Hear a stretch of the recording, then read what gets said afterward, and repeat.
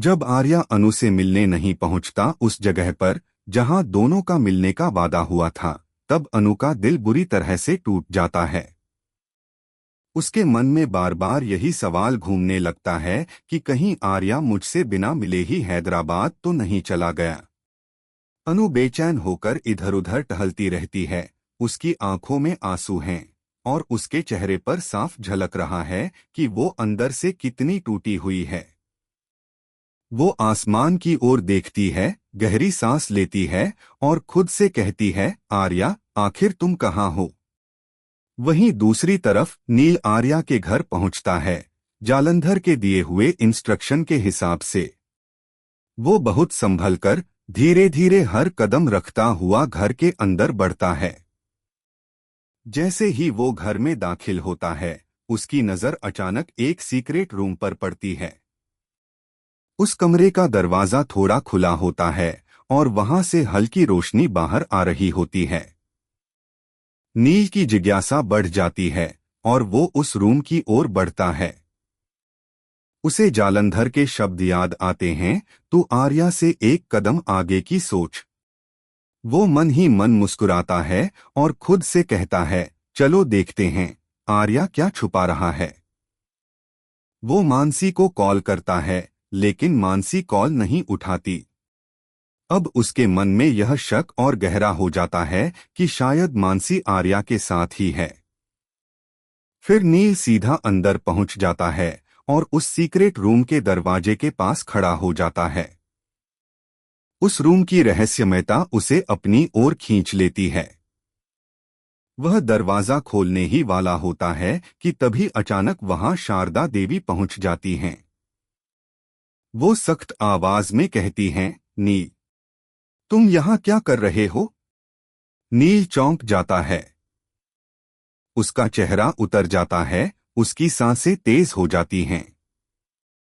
वो एक पल के लिए कुछ बोल ही नहीं पाता। फिर हड़बड़ाते हुए एक बहाना बनाता है और वहां से चला जाता है। लेकिन जाते जाते उसके दिमाग में यही सवाल गूंजता रहता है, उस कमरे में आखिर ऐसा क्या है जिसे आर्या छुपा रहा है?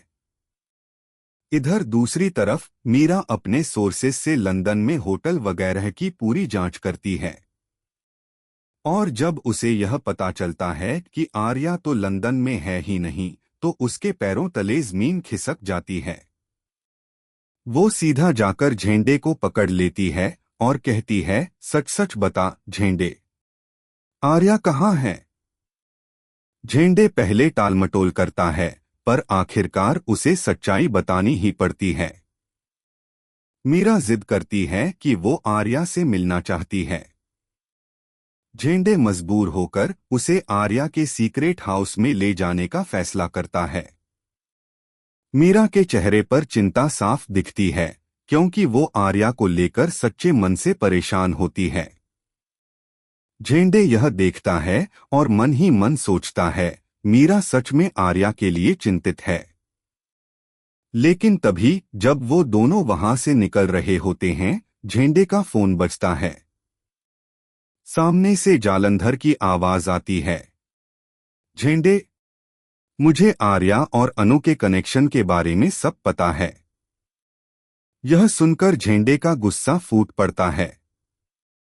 वो जोर से कहता है, अपनी जुबान संभाल कर बात कर जालंधर। आर्या और अनु को तू कुछ नहीं कर पाएगा जब तक मैं जिंदा हूं। जालंधर हमेशा की तरह मुस्कुराता है और बस इतना कहता है, गेम अब शुरू हुआ है। वहीं उधर अनु अब और भी ज्यादा परेशान है। उसके मन में हजार सवाल हैं, आर्या कैसा है? वो ठीक है या नहीं? आखिर वो मुझसे मिलने क्यों नहीं आ रहा? रात को वो हिम्मत जुटाकर आर्या को कॉल करती है। फोन बार बार रिंग होता है, पर कोई जवाब नहीं आता। अनु की आंखों से आंसू बहने लगते हैं। वो पूरी तरह टूट जाती है। तभी अचानक उसके फोन पर एक मैसेज आता है।